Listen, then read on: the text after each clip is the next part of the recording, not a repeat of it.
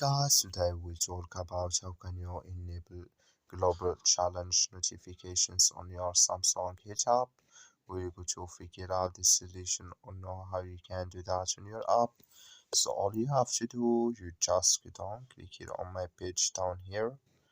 So then it's going to take us to this list here. Then all you have to do now, just go above this sign, click on it. Then it's going to show for us a list like this. And you click here on settings.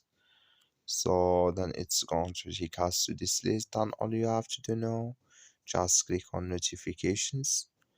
Then you come to this list here, you go down and you come here to global challenge here.